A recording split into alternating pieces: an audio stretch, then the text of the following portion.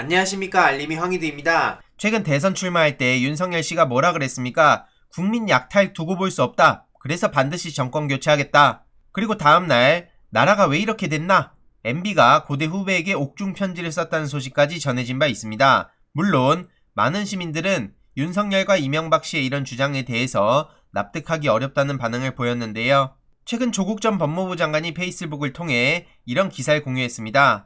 그 공유하면서 달았던 코멘트가 윤석열 검찰에 의해 약탈당하면서 이룬 성과라는 거죠. 이게 무슨 소식이냐면 쉽게 말해서 한국 지위가 개도국에서 선진국으로 57년 역사상 처음으로 변경됐다는 소식입니다. 지난 2일 UN 무역개발회의가 한국의 지위를 개발도상국에서 선진국 그룹으로 변경했다는 거고요. 1964년 UN 무역개발회의가 설립된 이래 개도국에서 선진국으로 지위를 변경한 건 한국이 처음이라는 겁니다. 이건 말 그대로 역사의 길이 남을 중요한 내용이라는 거죠. 이와 관련해서 한국이 여러 그룹 사이에서 조정자 역할을 해주기를 희망한다는 얘기까지 나왔고요. G7 정상회의, K방역, BTS 봉준호, 윤여정 등 경제적으로나 문화적으로나 지금 대한민국이 선진국 반열에 들어서고 더 나아가서 지금 세계에 여러 나라의 주목을 받고 있는 상황인 겁니다. 물론 일본 같은 나라들은 어떻게든 대한민국을 헐뜯으려 하고 있고 또 그러한 일본을 응원하는 게 대한민국 내에 아직까지 있다는 게 굉장히 충격적인 거죠. 보시다시피 이렇게 많은 시민들은 세월이 흘러 후대에 가면 문재인 대통령은 상당히 크게 재평가될 거라 생각한다. 전 세계에서 이젠 선진국이라는데 국힘 및 보수 언론들만 나라 망한 거 마냥 소설 쓰고 있다. 사실 이들을 보수 언론이라고 불러서 안 되는 이유도 바로 여기 있는 겁니다. 어느 나라 보수가 대한민국 시스템이 망하길 바라겠습니까? 문재인 정부에서 해냈습니다. 명실상부 당당하게 말할 수 있는 선진국이 되었습니다. 이런 응원의 물결이 이어지고 있습니다. 한마디로 윤석열이 또 틀렸다는 거죠. 다른 게 아니고 이건 틀린 겁니다.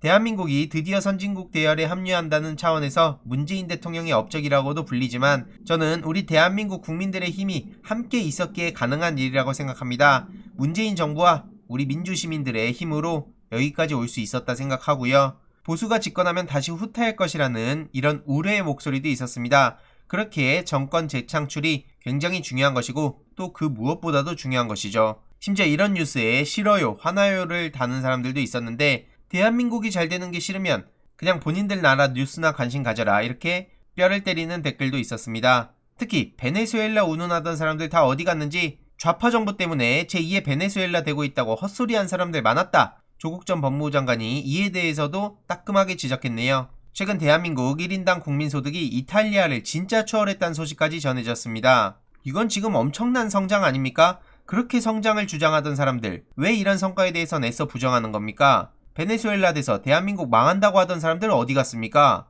이에 대해서 펜코에선 운발놈 때문에 선진국 아닌데 혜택 못 받게 됐다. 선진국 들어가면 개도국 혜택 많이 줄어든다던데 뭐 이런 식으로 반응하고 있는데 이걸 어떻게 상식적으로 납득해야 됩니까? 이들이 보수라고 불릴 수 있는 겁니까? 이게 보수입니까?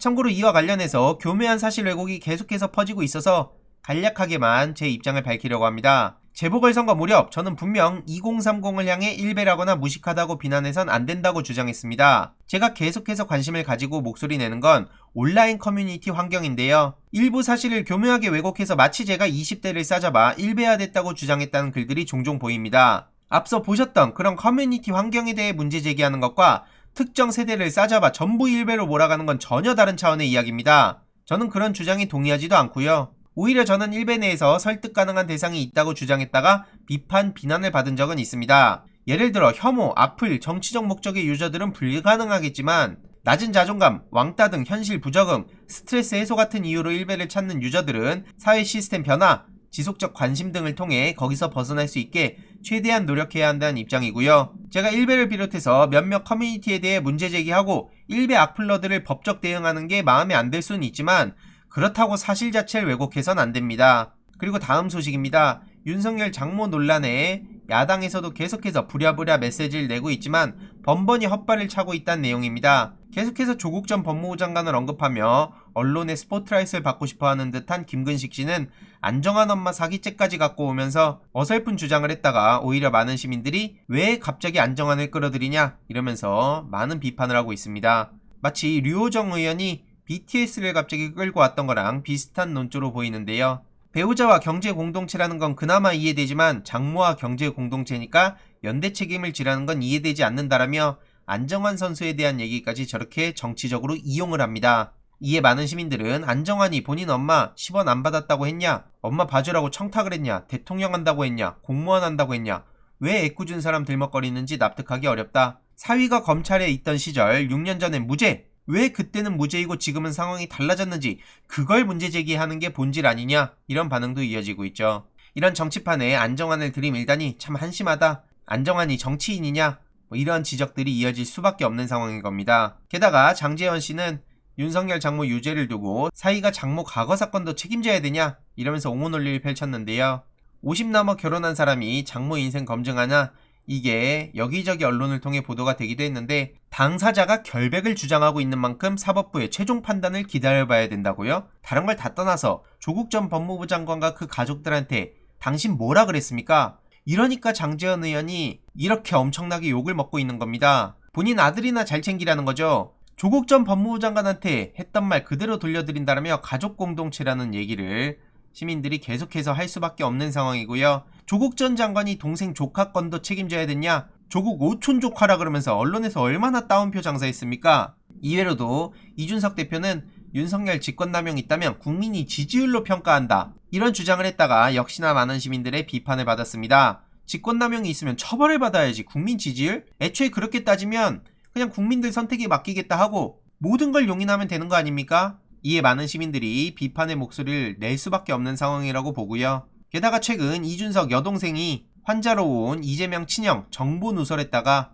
그게 수사에 착수했다는 소식까지 전해졌습니다. 지금 이준석 씨의 병역 특혜 의혹도 수사를 하고 있는데 여동생에 대한 의료법상 정보 누설 금지 위반 및 형법상 업무상 비밀 누설 혐의 고발건을 배당을 해서 반부패 공공범죄수사대에서 수사를 진행한다는 소식까지 전해졌네요. 결론적으로 추미애 전 법무부 장관의 이야기를 안 할 수가 없습니다. 추경 갈등이라며 보자기 씌우듯 감싼 특권과 반칙, 한꺼풀만 벗겨져도 검찰총장 출신 대권 후보의 거대한 악의 바벨탑이 드러나기 시작했다는 겁니다. 누가 옳았냐는 거죠. 추미애 전 장관이 2차 수사지휘권을 발동했을 때 윤석열 측은 중상모략이라 하고 가장 점잖은 표현이라며 공개적으로 반발했습니다. 그러나 수사지휘의 결과로 검찰총장과 검찰의 치부가 하나씩 드러나고 있죠. 라임 사건 관련해서도 검찰이 어떤 내로남불을 보였습니까? 이제 거대한 바벨탑의 실체가 조금씩 드러나고 있는데 어제 윤석열 장모 징역 3년형에 처해졌죠. 게다가 부인 김건희 씨의 각종 의혹에 대해서도 이제 본격적으로 파헤쳐 봐야 된다는 거죠. 이런 상황에 대선 직행하면서 야당 후보 탄압이라는 피해자 코스프레하는 것을 그냥 넘길 수 없다는 거고요. 진실만이 가짜 정의, 공정, 법치로 쌓았던 악의 바벨탑을 무너뜨리는 강력한 무기라는 겁니다. 실제로 추미애 전 법무부 장관을 향해서 언론이 얼마나 난도질해댔는지, 하지만 정작 추미애가 옳았고 윤석열이 틀렸죠. 그럼에도 불구하고 여전히 윤석열의 입장을 대변하는 언론이 많다고 생각하는데 서서히 태세 전환하는 언론도 보입니다. 추가적인 소식들 계속해서 전해드리도록 하겠습니다. 이번 내용도 유익했다면 구독, 좋아요, 알림 설정, 멤버십 가입 정말 큰 힘이 된다는 점 말씀드리고 싶습니다. 이번 내용도 주위에 널리 공유 부탁드립니다.